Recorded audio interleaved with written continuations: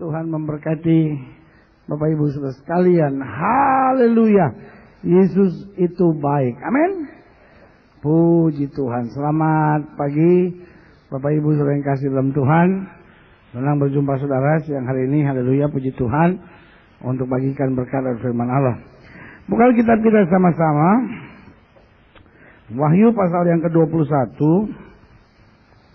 Wahyu pasal 21. Ayat yang ke-5. Saudara tadi di jalan boleh lewat nggak? Hah? Boleh. Kan tadi kan hari apa? Tanpa apa?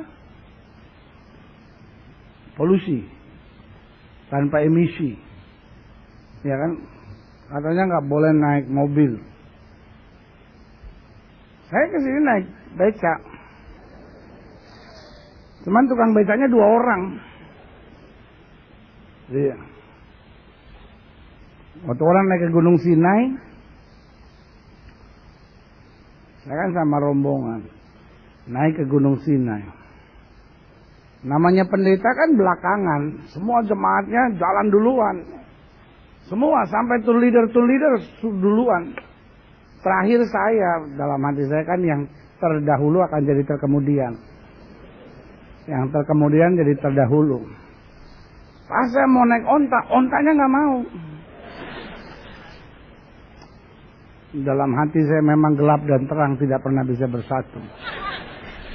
Saya udah kecil hati itu. Kenapa ini onta nggak mau? 4 onta saya naik dan geleng.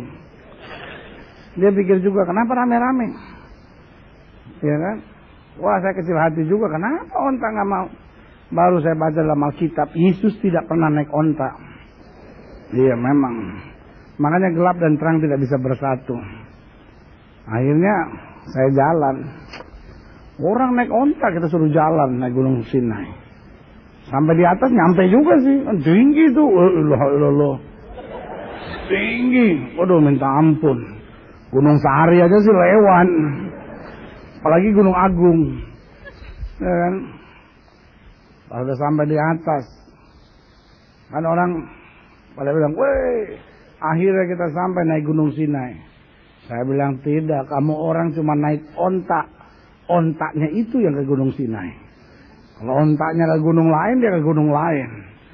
Saya yang melewati penderitaan yang berat.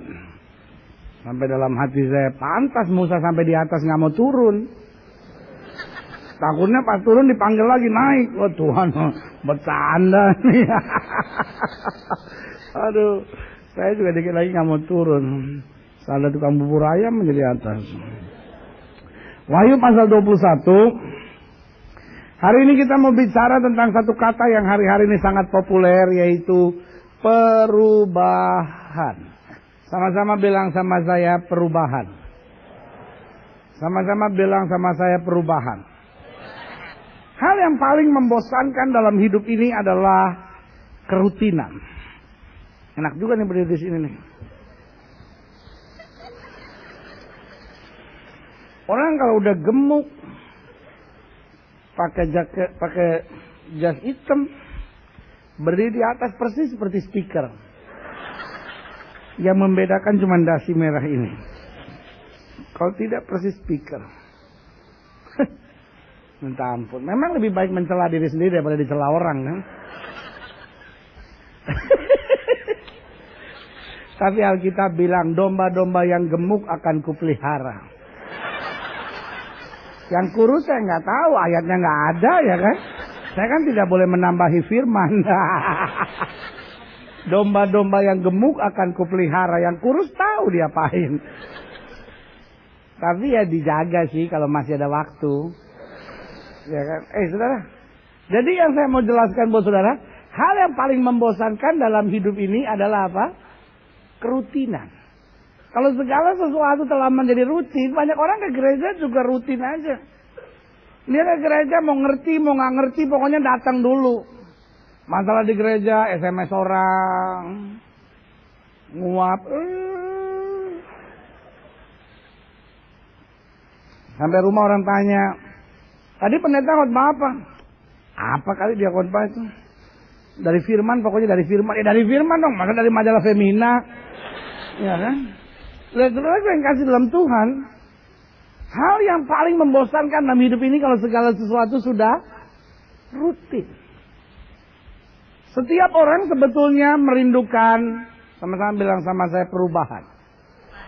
Makanya waktu zaman kampanye presiden, kata yang paling banyak disebut adalah apa? Perubahan. Dan saya khawatir, kalaupun sampai Indonesia punya presiden yang baru, karena semua orang terbujuk dengan satu kata itu apa? Perubahan. Pendeta, kita punya presiden yang baru supaya ada perubahan. Tapi saya mau beritahu buat saudara, yang kontrak akan tetap kontrak, tenang aja. Jangan saudara pikir seorang kontrak ada presiden baru, terus akhirnya punya rumah sendiri, jauh. Ya kan? Saudara yang belum dapat jodoh tetap belum, tenang aja. Jangan saudara pikir ini ada perubahan nih presiden baru. Harga naik keras. Enggak. Yang susah dapat ya tetap aja susah dapat. Kemarin ada yang nanya sama saya, pendeta, orang Kristen masuk biro jodoh boleh gak? Wah, ini pertanyaan yang sulit. Saya tadi baca warta gereja ada ruang tolong menolong. Saya pikir-pikir bagus juga nih kalau ada ruang jodoh di sini nih. Oh, ini ada satu nih. Seorang wanita, wajah keibuan, tenaga kebapaan. Itu yang kelasnya paling laku hari-hari ini. Wajah keibuan, tenaga kebapaan, kehidupan kekurangan.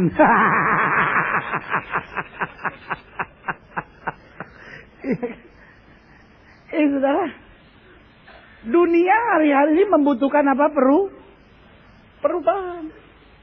Ada banyak orang pikir, kita harapkan supaya ada perubahan.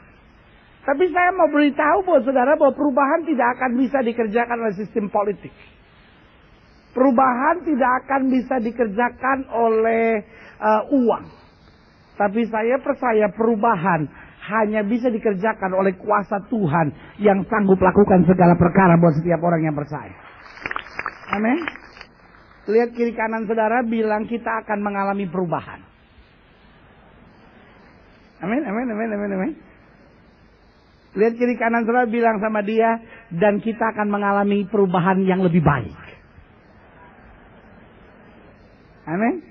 Siapa suami istri yang duduk sebelahan? Tolong angkat tangan. Suaminya aja angkat tangan, istrinya udah pasti benar, ya kan? Kecuali kalau istrinya nggak mengakui, turunin lagi tangan suaminya. Oke, suami istri yang duduk sebelahan, suaminya angkat tangan. Bagus. Peluk istri saudara. Udah ibu-ibu, jangan. Kalau mau dipeluk aja udah. Yes. Kegenitan banget sih Memangnya suami saudara sampai nggak pernah peluk begitu? Udahlah Pak, jangan dipeluk, dipiting sekalian Pak. Orang Ambon bilang di GP. Udah, ayo suami peluk istrinya. Bapak-bapak peluk istri aja mesti diperintahin. Bye-bye Pak.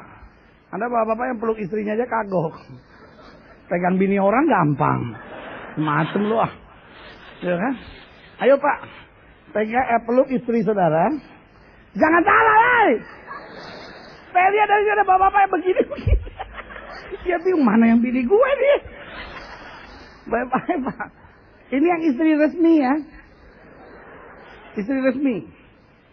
Jangan bini orang lu bawa ke sini. Ada soalnya yang bilang sama saya begitu, pendeta. Suami saya itu gila sekali, pendeta. Kebaktian pertama dia datang sama saya. Sore dia datang sama yang lain. Tapi bukan di gereja ini, bukan. Sini sih semua bye-bye. Mudah-mudahan. Udah?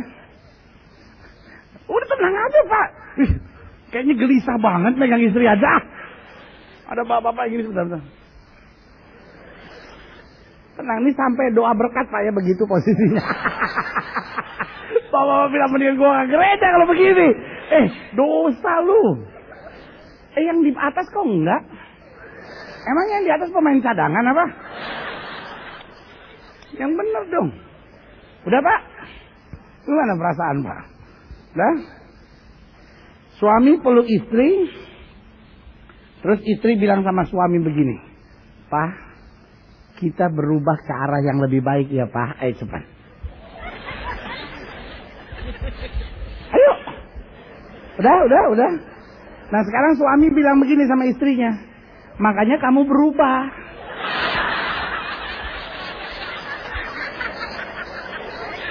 Kapan lagi Pak? Secara resmi diizinkan oleh gereja mengucapkan kalimat itu. Iya kan? Ada bapak-bapak yang semangat banget ngomongnya. Makanya lu berubah. Nggak, mas saya ngomong aja biasa. Nggak usah pakai melotot atau Pak. Bikin istri gemeteran. Udah? Sekarang istri-istri bilang begini sama suaminya. Iya Pak. Udah? Bilang sama dia. Tapi kamu juga berubah Pak. Amin. Amin. Saya percaya bahwa orang yang mengalami perjumpaan dengan Kristus pasti berubah. Amin. Pasti berubah. Pasti berubah. Amin. Berubah dalam segala-galanya. Yang pertama, karakter hidupnya pasti berubah. Amin. Yang kedua, nasibnya pasti berubah. Iya kan? Mungkin atas saya, diam itu. Bartimeus waktu ketemu Yesus itu pengemis. Amin. Tapi waktu dia berjumpa dengan Kristus, perubahan terjadi. Mujizat yang luar biasa berlaku dalam hidupnya. Amin. Yang pertama apa? Karakternya berubah. Sama-sama bilang sama saya, karakter saya harus berubah. Yang kedua, nasibnya berubah. Sama-sama bilang sama saya, nasib saya berubah. Amin. Dan yang ketiga, masa depannya berubah. Sama-sama bilang sama saya, masa depan saya berubah. Alkitab dengan tegas bilang, aku tahu rancangan apa yang ada padaku mengenai kamu. Bukan rancangan kecelakaan, tapi memberikan hari depan yang penuh harapan. Berikan tepuk tangan yang meriah buat Tuhan. Dalam Wahyu pasal 22, Wahyu pasal 21, ayat yang kelima bilang begini. Ia yang duduk di atas tahta itu berkata. Siapa yang duduk di atas tahta? Sama-sama bilang sama saya, Yesus. Amin.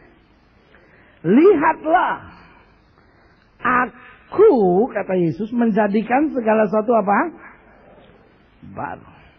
Dan firman-Nya, tuliskanlah karena segala perkataan ini adalah apa?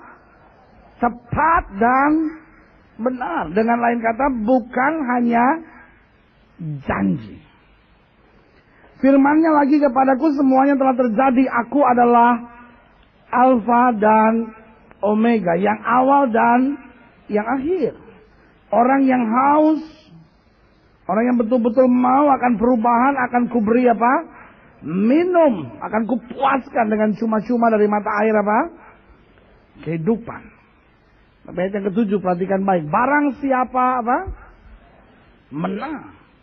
Berarti sama-sama bilang sama saya, perubahan adalah perjuangan. Sama-sama bilang sama saya, perubahan adalah perjuangan. Karena Alkitab dengan tegas bilang apa? Barang siapa yang menang. Berarti untuk sebuah perubahan harus ada apa?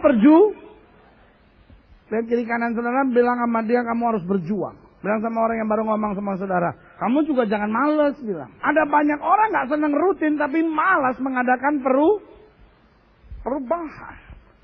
Dan ayat ini bilang, barang siapa yang menang, ia akan memperoleh semuanya ini. Dengan lain kata, meskipun Allah sudah berjanji, meskipun Allah sudah merencanakan yang baik dalam hidup kita, dari pagi saya temukan tempat yang indah sekali. Meskipun Tuhan sudah berjanji, meskipun Tuhan sudah rancangkan segala yang baik, tapi kalau kita nggak berjuang, Kita nggak akan pernah menerimanya. Ada banyak orang yang berkata, pendeta, kadang-kala kalau pendeta pada khotbah kayaknya kedengarannya enak ya. Tuhan akan berkati, Tuhan akan buat mujizat, Tuhan akan melakukan perkara besar, Tuhan akan mengadakan transformasi, Tuhan akan membuat kemuliaannya dinyatakan. Dan kita cuma duduk, dia laki gue masih belum pulang sampai sekarang. Ya. Sebagian berkata, pendeta, cari pasangan teman hidup aja masih susah. Sebagian berkata, pendeta, kemarin baru dapat diputusin sekarang. Ya. Tapi saudaraku yang kasih dalam Tuhan, Alkitab berkata, barang siapa yang menang akan apa? Akan memperoleh semuanya ini. Dan aku akan menjadi Allahnya dan dia akan menjadi apa? Anakku. Tetapi, perhatikan baik. Orang-orang penakut. Lihat ke kanan saudara tanya, kamu penakut nggak? Ya mesti jelas saudara. Kadang-kadang kan pendeta sama jemaat terlalu jauh. Sebelah saudara udah ketiduran, pendeta belum tahu. Makanya sebelahnya bilang, lu penakut nggak? Ya, bilang sama orang yang baru nanya sama saudara, lu jangan urusin orang, urusin aja diri lu sendiri. Nanya, lu kali yang penakut. Dasar lu. Orang-orang yang apa? Tidak percaya. Lo sering tidak percaya nggak? Sekali-sekali pendeta kalau kepepet. Orang-orang keji. Nah, modelnya sudah bukan orang keji. Ya. Modelnya sudah orang baik kelihatannya. Cuma kalau lagi kesel aja kadang-kala. Perbuatan-perbuatan keji suka dibuat. Orang-orang pembunuh. Oh enggak nih, enggak. Enggak, soal modelnya enggak. Paling suka fitnah orang aja biasa, enggak sampai bunuh. Nah. Orang-orang sundal, ngeri ya. Alkitab tuh kadang-kadang kata-katanya suka terlalu belak-belakan. Iya kan? Orang-orang sundal, Soalnya kan bukan orang-orang sundal kan? Pendeta ini. Lu enggak, ini kan cuma nyampein ayat aja. Tukang-tukang sihir. Enggak. Paling cuma baca bintang sekali-sekali. Yang ketawa pelaku itu. Iya. Penyembah-penyembah berhala. Nah, ini dia. Dan semua tukang bohong. Kalau saya bilang pendusta kan sudah kurang ngerti. Ya kan? Siapa di sini yang tidak pernah bohong? Tolong angkat tangan. Oh sorry. Pertanyaan saya salah. Ya itu pertanyaan bodoh sekali kalau begitu. Maksud saya gini. Siapa yang setelah bertobat? Nah ini lebih penting. Kalau masa lalu kita kan Alkitab bilang aku melupakan apa yang ada di belakangku dan mengarahkan diri kepada apa yang ada di hadapanku. Oh, nah iya itu lebih baik. Siapa yang setelah bertobat? Maksud saya sudah bertobat. Ya kan setelah bertobat tidak pernah bohong. Tolong angkat tangan saudara. Ya ampun. Saya tidak sangka. Saya pikir saudara cukup rohani. Ternyata saudara pembohong toh. Coba lihat wajah saudara. Sama malaikat beda-beda tipis. Bilang sama sebelah saudara. Oh kamu pembohong juga. Bilang sama sebelah saudara. Sama dong kita. Pembohong-pembohong yang disayang Tuhan. Aduh. Saya baru tahu. Aduh, ini saya baca ada pengumuman di sini. Tanggal berapa nih? Mau ada 40 hari campaign untuk FA. Lebih baik saudara cepat-cepat daftar. Supaya saudara terlepas dari kebiasaan bohong saudara itu. Iya kan? Jadi kan kalau ada, ini kan ada campaign FA begitu kan lama-lama saya bertobat. Jangan-jangan di tengah FA saudara sudah berbohong. Turut berduka cita. Dengar saudara gue yang kasih dalam Tuhan. Alkitab bilang apa? Dan apa? Semua pendusta Mereka akan mendapat bagian mereka di dalam lautan yang menyala-nyala oleh api dan belerang. Inilah kematian yang kedua. Berarti Alkitab sudah mau gambarkan buat hidup kita bahwa hidup Kristen adalah hidup yang masuk dalam apa? Perubahan. Sama-sama bilang sama saya, perubahan.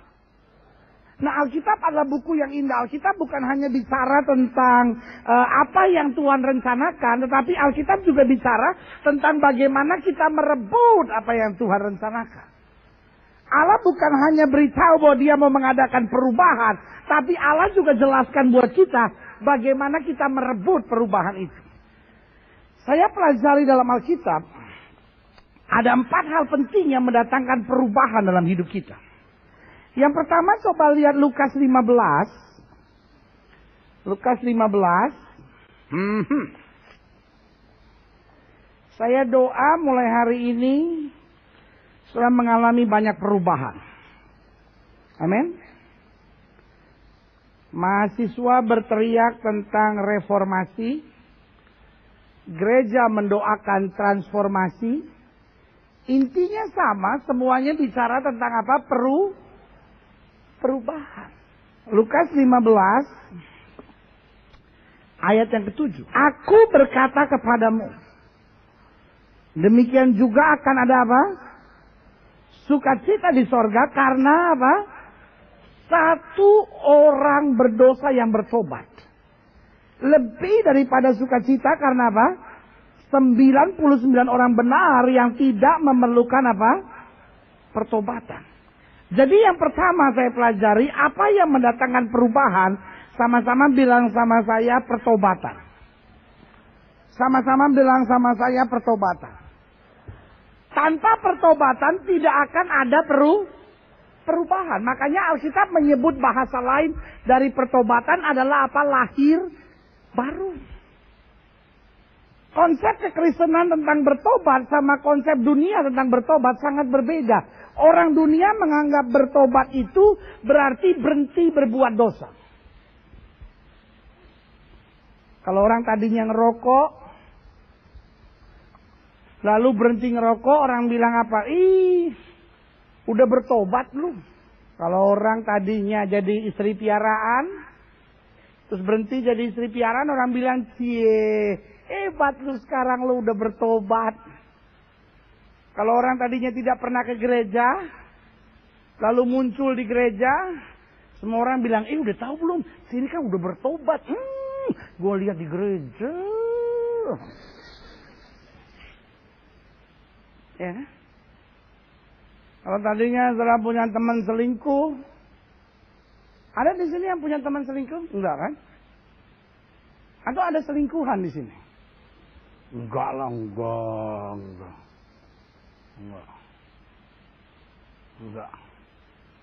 Enggak ngaku.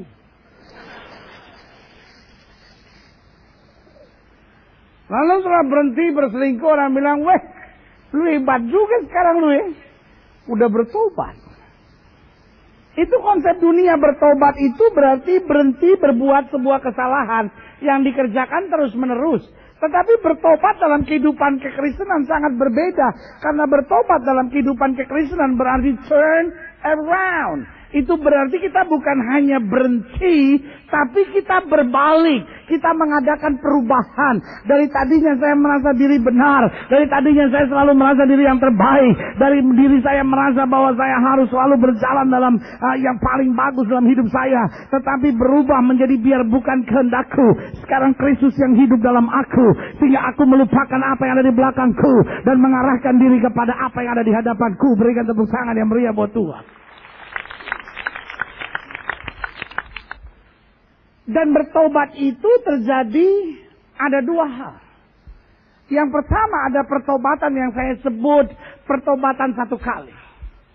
Yaitu waktu pertama kali kita menerima Yesus sebagai Tuhan dan Juru Selamat. Tapi yang kedua, setiap kali kita harus bertobat.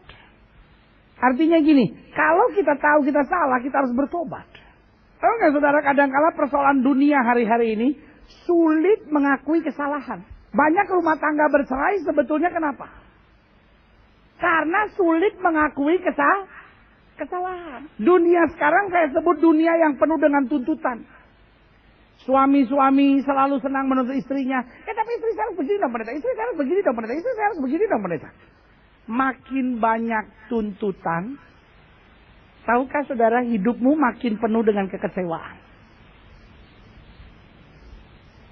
Istri-istri juga sama. Tapi suami saya harus begini dong pendeta. Suami saya harus begini dong pendeta. Suami saya harus begini. Kenapa perselingkuhan banyak terjadi? Karena tuntutan yang tidak terpenuhi. Saya harap istri saya begini, saya harap istri saya begini, saya harap istri saya begini. Tetapi ketika dia temukan yang lain, dia pikir, oh terima kasih Tuhan, berkat kau kirimkan. Bukan Tuhan, setan yang kirim, saudara. Saya hanya mau ingatkan buat setiap saudara. Kalau engkau tahu salah, engkau harus bertobat. Ada banyak orang pikir Yesus mengasihi dia, itu berarti Yesus tidak korek-korek kesalahannya. Jadi meskipun dia masuk gereja tapi pergi ke diskotik, nggak apa-apa. Meskipun dia masuk gereja tetapi tetap ke night club, nggak apa-apa. Meskipun dia masuk gereja, bisnisnya nyelundup, Tuhan berkati. Nanti Tuhan 10%-nya buat Tuhan, tenang aja Tuhan. Sebagai hamba Allah, saya menyebut saudara sebagai orang yang mempermainkan Tuhan. Sebagai hamba Allah, saya menyebut saudara mempermainkan Tuhan dengan sikap seperti itu. Alkitab bilang orang yang menyebut nama Tuhan hendaklah meninggalkan diri dari kejahatan. Dia harus menghindarkan diri dari segala kejahatan. Sekali kita iring Kristus, kita harus benar. Saya khawatir ada banyak orang di gereja tapi tidak bertobat. Ada banyak orang di gereja tapi tidak apa? Bertobat. Ada banyak orang gereja masih pacaran sama orang tidak seiman kok. Saudara boleh aja ke gereja angkat tangan, ya kan, sandal lama, lama ganti baru, baru ganti lama. It's great. Jangan salah mengerti saya. Saya percaya betul seorang yang dipenuhi Roh Kudus akan hidup dalam penyembahan dan berbahasa roh, saya percaya. Tapi yang saya tidak percaya adalah orang yang berbahasa roh, orang yang menyembah Tuhan, orang yang terlibat dalam pelayanan, tapi yang hidupnya tidak bertobat, saudara. Pacarannya sama orang nggak percaya, saudara. Lalu bilang, lu tapi kan ini kan misi Tuhan supaya saya harus menginjil. Enak aja lu. Menginjil ya menginjil, pacaran ya pacaran, jangan digabung. Jangan menginjil sambil pacaran, pacaran sambil nginjil, nginjil dan pacaran dibingung-bingungin. Terus kalau saudara mau menginjil nenek-nenek bagaimana dong? Saudara mau menginjili orang jompo situ, masa lo mesti pacarin? Tuh nenek juga bingung, kenapa lo? Oh nanti malah bilang, yang menguat.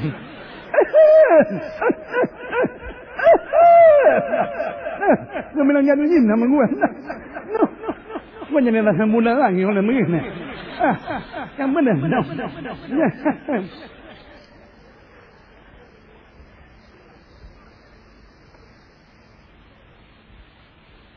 Semacam saudara. Bertobat saudara. Ya kan? Ada orang sudah masuk gereja tapi masih tetap nonton blue film. Buat saya itu orang gereja yang belum bertobat tuh. Ya kan? Orang masuk gereja tapi masih senang ngomongin orang aja gitu. Gue udah tahu belum kasih gila tuh. Iya. Masukkan setan dia.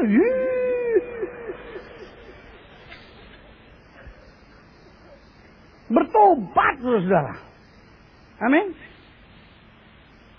Ada istri-istri yang udah masuk gereja, tapi bikin suaminya malah trauma untuk masuk gereja. Saya ketemu dengan seorang suami yang tadinya nggak pernah mau jadi orang Kristen. Dia bilang sama saya, pendeta, semenjak istri saya masuk gereja, pendeta, saya malah enak ngelihat hidupnya. Dia bukan berubah, malah jadi tukang hakimi orang sekarang. Tukang nyumpahin lagi. Ada banyak orang kalau dia udah bertobat tuh seneng nyumpahin orang tuh. Lu ke gereja lu ke gereja lu. Lu kalau nggak ke gereja ntar Tuhan hajar lu, Tuhan pukul lu, Tuhan bikin lu susah, ntar lihat lu ke gereja lu. Sekalinya dia ketipu nih, istrinya bilang apa? Tuh kan gue juga bilang apa? Gue juga bilang apa tuh? Tuhan mulai hajar lu. Lu bertobat lu. Tapi sekalinya dia untung, tuh Tuhan masih sayang sama lu. aja lu. Kalau ketipu lu nggak bilang Tuhan yang nipu gua. Saudara, jangan mempresentasikan Yesus dengan cara yang keliru. Ada banyak anak-anak saudara takut. Semenjak saudara bertobat tuh dia ngeri lihat saudara. Karena sekarang saudara ancem-ancemin dia. Kamu nggak mau ke gereja ya sama mama ya? Ntar kamu lihat. Tuhan tuh nggak bisa dipermainkan. Ntar Tuhan tempeleng, Tuhan hajar sama kamu. Jadi anak-anak tuh udah mikir tuh. Tuhan tuh seperti tukang pukul, tukang hajar, tukang sikat. Jadi dia kalau masuk gereja dia bilang, Tuhan jangan hajar ya, jangan hajar ya. Udah masuk nih. Kita hopeng nih Tuhan.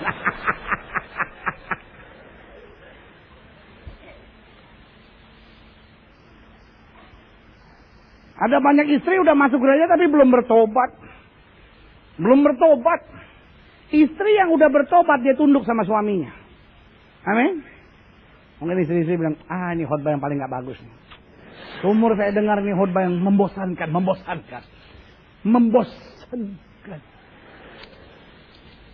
Mungkin semakin senang menatap saya dan bilang, enak aja pendeta suruh tunduk. Kalau laki gua baik boleh gua tunduk. Kalau enggak gua tanduk aja udah mujizat.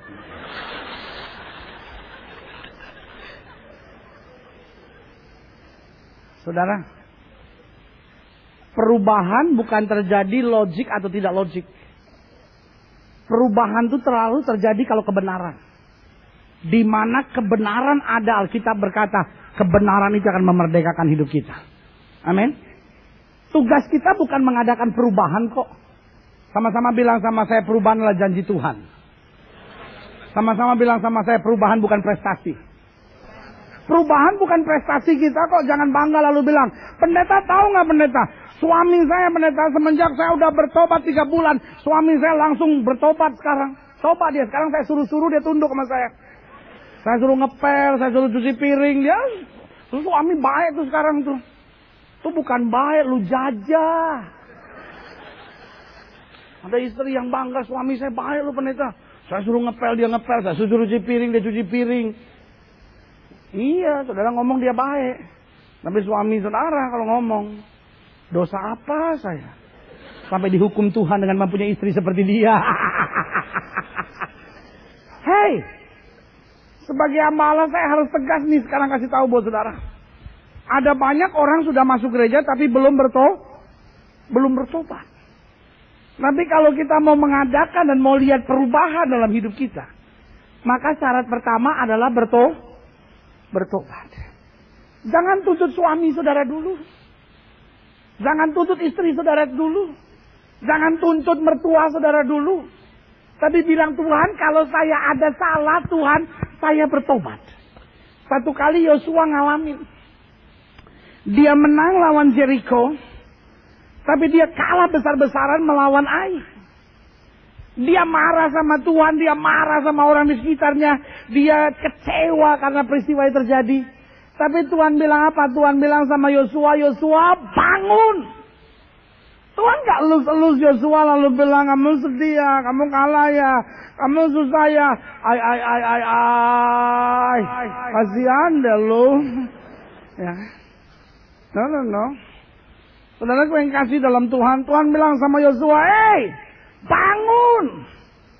Dengan lain kata Tuhan mau bilang, kalau kamu mampu, itu bukan prestasi kamu. Kalau kamu mampu, itu karena aku yang bertindak bagi kamu. Lalu Tuhan bilang sama Yosua, bangsamu telah berbuat kesalahan. Dengan lain kata Tuhan mau bilang sama Yosua, kenapa tidak terjadi mujizat? Karena tidak ada pertobatan. Coba saudara lihat sendiri. Waktu saudara mulai bertobat, saudara mulai singkirkan kesalahan-kesalahan saudara, ya kan? Saudara mulai robah sifat dan karakter saudara. Ingat, ada banyak persoalan dalam hidup kita kadang-kala bukan karena setan. Tetapi seringkali karena karakter saudara. Ada orang-orang yang memang hidupnya sombong. Lalu dia bingung kenapa gitu hidupnya selalu ada masalah. Karena saudara sombong. Ada orang-orang yang orangnya tuh egois banget gitu. Kepala batu. Lalu dia bingung kenapa ya kok rumah tangga saya terus masalah gitu. Tuhan saya capek Tuhan. Setan terus serang rumah tangga. Setan bilang bukan gue. Setan bilang, gue lagi urusan lain. Gue gak ngurusin rumah tangga lu, GR lu ah. Setan tahu-tahu GR lah ilah. Saudara, kadangkala yang bikin rumah tangga saudara susah bukan setan. Kadangkala karakter saudara sendiri. Kadangkala yang menghambat saudara di pelayanan bukannya setan. Saudara bingung, ini semua ini orang-orang pelayanan dipakai setan. Bukan setan, kadangkala karakter saudara sendiri. Kadangkala mulut saudara sendiri, kadangkala saudara kepala batu memang. Kadangkala sifat saudara nggak benar. Kadangkala hidup saudara memang nggak benar gitu. Kadangkala saudara orangnya tuh memang keras gitu. Lalu saudara bingung gitu, kenapa ya? Kok saya usaha ada masalah, saya pelayanan ada masalah, rumah tangga saya ada masalah, sama anak-anak saya ada masalah. Tuhan tidak pernah beri pencobaan lebih daripada kemampuan anak-anaknya. Amin. Kalau saja karakter kita mau berubah. Pak, kadangkala mulutmu memang terlalu kasar sih Pak. Sorry untuk ngomong Pak. Terlalu kasar Pak. Istri saudara tuh luka gitu hatinya. Dia mau mempertahankan rumah tangga udah gak kuat. Udah Bu, gak usah ngangguk. Ada ibu-ibu saya ngomongin dulu. Korban dia itu pasti. Sebab ada bapak-bapak yang sementara saya ngomong begini. Itu pasti pelaku itu. Bu, kadangkala mulutmu juga kebangetan sih Bu. Kalau suami saudara tuh sampai punya perempuan lain, bukan karena doanya. Tuhan, berikan aku yang baru. Bukan. Tetapi kadang-kala dia udah gak tahan tuh Bu sama mulutmu Bu. Kadang-kala sifatmu jelek banget Bu. Sampai saudara bingung kenapa ya, saya kok udah doa rumah tangga saya kok gak pulih-pulih gitu. Saya terlalu percaya doa orang benar besar kuasanya. Amin. Tapi kalau kita doa tapi jalan kita nggak benar, kita nggak akan lihat banyak. Kalau kita mau lihat perubahan, ayo bertobat. Amin. Dan waktu kita mulai bertobat, kita mulai jalan di jalan yang benar. Kita mesti mulai turn around, kita mulai kembali ke jalan yang diperintahkan Tuhan. Ini janji Tuhan. Apa yang tidak pernah kita pikirkan, itu yang Tuhan sediakan buat orang-orang yang hidup dalam kebenaran itu. Berikan tepuk tangan yang meriah. Jadi yang mendatangkan perubahan yang pertama apa? Pertobatan. Sampai Alkitab bilang apa? Ada sukacita di sorga. Kenapa? Karena kita terhisap. Kita menjadi bagian dari sorga. Itu perubahan pertama. Waktu kita bertobat. Yang kedua yang mendatangkan perubahan. Sama-sama bilang sama saya berdoa. Sama-sama bilang sama saya berdoa. Coba lihat Kisah Rasul pasal 9. Ini bicara tentang pertobatan seorang yang bernama Saulus. Saulus sedang tinggal di rumah seorang yang bernama Yudas. Di Damsyik ada seorang murid Tuhan bernama siapa? Ananias. Kisah Rasul 9 ayat 10. Firman Tuhan kepada dalam satu penglihatan, Ananias. Jawabnya, ini aku Tuhan. Firman Tuhan, mari pergilah ke jalan yang bernama Jalan Lurus dan carilah di rumah Yudas seorang dari Tarsus yang bernama Saulus. Pertanyaan saya sederhana. Kenapa Tuhan memanggil Ananias? Kenapa Tuhan menyuruh Ananias ke rumah Yudas dari Tarsus? Kenapa Tuhan menyuruh Ananias untuk melayani Paulus? Jawabannya sederhana di ayat yang ke-11 bagian terakhir. Ia apa? Sekarang berdoa. Doa menggerakkan seluruh kuasa sorga untuk bertindak. Amin. Saulus berdoa, Tuhan, aku belum mengenal Engkau. Aku mau mengenal Engkau lebih dalam lagi. Kalimat doanya menggerakkan kuasa sorga. Sehingga lewat doanya Allah harus memanggil Ananias. Ananias disuruh ke rumah Yudas, dan di situ Ananias datang untuk mendoakan Saulus, dan kuasa mujizat Tuhan terjadi. Prayer is the greatest power on earth. Doa adalah kuasa yang terbesar yang saya miliki yang ada di muka bumi ini. Amin. Selama kita masih berdoa, kita masih akan melihat perubahan.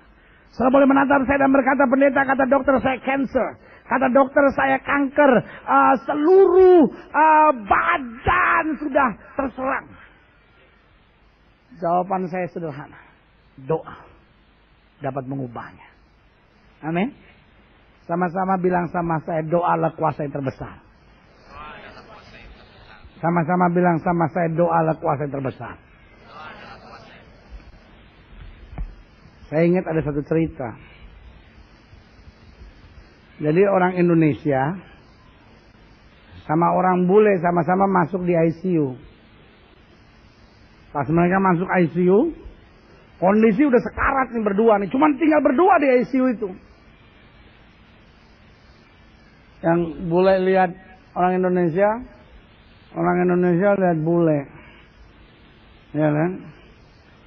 Lalu namanya orang bule kan biasanya lebih ramah. Dia lihat, wah sama-sama sekarat nih. Mendingan kita berteman. Jadi yang bule bilang, Daniel. Maksudnya namanya Daniel. Yang orang Indonesia ini udah sekarat juga kan. Dia bilang gini, Sanyoto. Dua-duanya pingsan. Pluk. Memang kondisi udah parah. Terus pas 10 menit sadar lagi dia. Yang bule bilang begini, Texas. Maksudnya dia datang dari Texas. Yang Sanyoto, Probolinggo. Pingsan lagi, blak lagi kan. Pingsan lagi. Terus bule buka mata, dia lihat Indonesia juga udah buka mata. Dia bilang, cancer. Maksudnya dia masuk karena sakit kanker. Nah ini Sanyoto nggak ngerti. Dia bilang Virgo.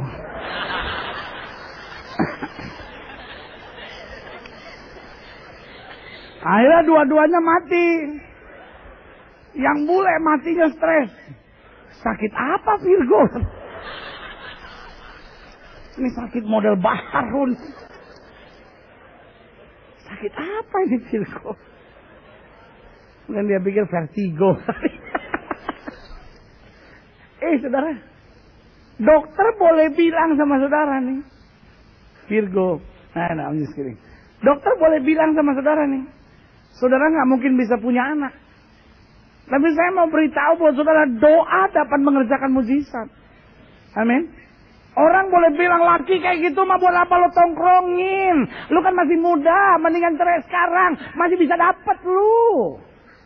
Jawaban saya sederhana, jangan dengar suara setan itu. Sebagai hamba Allah saya mau ingatkan, di mana ada doa, di situ ada mujizat yang luar biasa terjadi. Saudara boleh menantang saya dan berkata, pendeta, anak saya lesbian, pendeta. Saudara boleh menantang saya dan berkata, pendeta, anak saya homoseks, pendeta. Saudara boleh menantang saya dan berkata, pendeta, saya malu, pendeta. Anak saya itu pakai narkoba, saya melayani Tuhan, dia pakai narkoba. Muka saya mau taruh di mana? Taruh aja di mimbar sini. Masih luas. Saya juga kadang-kadang kalau ngomong hati-hati dong. Orang sih ngomong begitu, pendeta, muka saya mau ditaruh di mana? Lu jangan di mana-mana. Taruh di tempatnya aja udah susah, apalagi kita pindahin. Mana sudah mau taruh di kulkas? Lu mau jalan cuma pakai leher doang. Macem-macem aja lu. Saudara, sebagai hamba Allah nih kembali saya mau ingatkan buat saudara. Saudara boleh datang bawa 1001 persoalan kepada saya. Jawaban saya cuma satu. Berdoalah. Amin. Mungkin saudara menantang saya dan bilang, cuma doa. Prayer is the greatest power on earth. Doa adalah kuasa terbesar yang ada di muka bumi. Prayer is power. Doa adalah kuasa. Selama kita masih berdoa, kita pasti akan menang. Saudara mungkin menatap saya dan berkata, tapi saya udah doa, pendeta, saya udah doa. Saya belum melihat mujizat. Jawaban saya sederhana. The game is not yet over. Pertandingannya belum selesai. Doa di samping adalah power. Doa di samping adalah kuasa. Tapi doa juga adalah perjuangan. Alkitab bilang orang yang bertahan sampai kesudahannya, itu yang boleh selamatnya. Sebagai hamba Allah saya mau ingatkan, tetap berdoa sampai engkau melihat kemenangan itu. Amin. Yang mendatangkan perubahan yang pertama adalah apa? Pertobatan. Yang kedua adalah apa? Berdoa. Yang ketiga, lihat Matius pasal 9.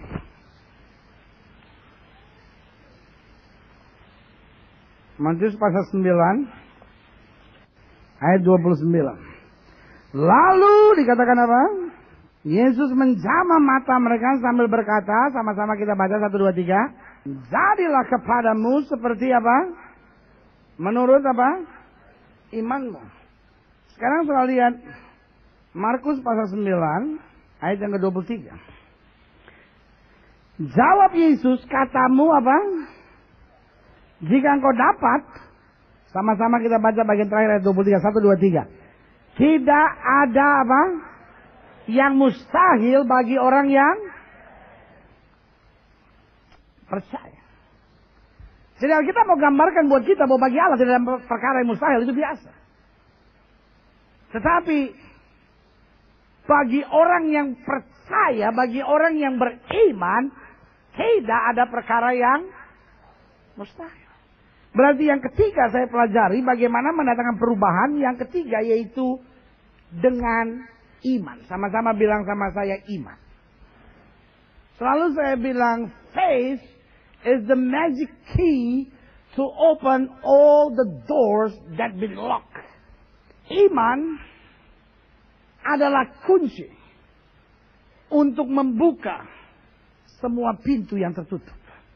Amin. Iman adalah kunci untuk membuka setiap pintu yang tertutup. Alkitab berkata, sesuai dengan iman jadi padamu. Kadang-kala persoalannya kita udah gak punya iman lagi. Kita cuma tinggal menghayal. Ya Tuhan, coba suami saya bertobat. Coba rumah tangga saya bahagia. Enak kali ya. Tapi sekarang masalah melulu Tuhan. Saya mati aja deh. Tiba-tiba bengek kumat. Aduh Tuhan, aduh Tuhan, aduh Tuhan. Malaikat bilang, katanya mau mati. Jangan sekarang dong. Saudara gue yang kasih dalam Tuhan. Ini yang saya mau ingatkan buat saudara. Ketika engkau beriman, engkau akan melihat perubahan. Orang-orang yang Tuhan pakai bukan orang-orang sempurna. Tapi orang-orang yang Tuhan pakai orang yang beriman. Daud waktu ngadepin Goliat, Daud tahu bahwa dia gak akan bisa menang. Daud ngelihat Goliat, dari penampilannya aja udah jauh saudara. Daud lihat Goliat dalam hatinya, ini orang makan apa? Orang kok bisa begede gini? Saya percaya manusia dagingnya deg-degan. Tetapi meskipun Goliat memaki dia dan bilang, "Hei, anjingkah aku sampai kau datangi aku dengan tongkat dan batu seperti itu?" Daud punya iman. Daud dalam hatinya, ini orang bunuhnya dari mana nih? Tapi dalam imannya dia bilang, engkau boleh mendatangi aku dengan pedang, tombak, dan dembing. Tapi aku datangi engkau dengan nama Tuhan semesta alam. Ada orang-orang yang, aduh kebangetan. Ada suami-suami yang kalau ketemu temannya dia bilang sama temannya apa? Bini gua tuh ya, gila benar. Pak, yang mau kawin sama perempuan gila pak. Cuma pria gila. Nah, ada istri yang kalau ngomong sama teman-temannya gitu, laki gue tuh ya, nggak punya otak, dia nggak punya otak. Kan yang mau kawin sama laki nggak punya otak, cuman istri yang nasibnya sama. Otaknya juga nggak ada, saudara. Sebagai hamba Allah saya hanya mau ingetin buat saudara, punya iman. Bilang saya percaya, suami saya akan bertobat, suami saya akan jadi ayah yang baik, suami yang baik, dan rumah tangga kami akan dipulihkan dan lihat perkara besar yang Tuhan janjikan. Amin. Lihat kiri kanan saudara, bilang sama dia, mari kita hidup beriman. Amin. Dan yang keempat, yang terakhir, apa yang datangkan perubahan? Yang pertama adalah apa? Pertobatan. Sama-sama bilang sama saya harus bertobat. Yang kedua yang mendatangkan perubahan adalah doa. Sama-sama bilang sama saya harus tetap berdoa. Yang ketiga yang mendatangkan perubahan adalah iman. Sama-sama bilang sama saya harus tetap beriman. Dan yang ketiga yang mendatangkan perubahan adalah kesetiaan. Sama-sama bilang sama saya kesetiaan. Lihat Matius pasal 10. Matius pasal 10 ayat 22. Dan dikatakan apa? Kamu akan dibenci semua orang oleh karena namaku. Tetapi orang yang bertahan sampai pada apa? Kesudahannya akan selamat. Haleluya. Sekarang kita lihat Wahyu pasal 2. Wahyu pasal 2 ayat yang ke-10. Jangan takut terhadap apa yang harus kau derita. Sesungguhnya iblis akan melemparkan beberapa orang dari antaramu ke dalam penjara supaya kamu apa? Dicobai, dan kamu akan beroleh kesusahan selama 10 hari. Bagian terakhir kita baca sama-sama ayat yang ke-10, 1, 2, 3. Hendaklah engkau setia sampai mati, dan aku akan mengaruniakan kepadamu apa? Mahkota kehidupan. Berarti yang keempat yang berdatangkan perubahan adalah kesetiaan. Waktu saya bicara tentang doa, saya mengerti setelah menatap saya dan berkata, I pray. Saya berdoa. Tetapi saya mau ingatkan buat saudara. Berdoalah faithfully. Berdoalah dengan setia. Setelah menatap saya dan berkata, pendeta, saya berjuang, pendeta.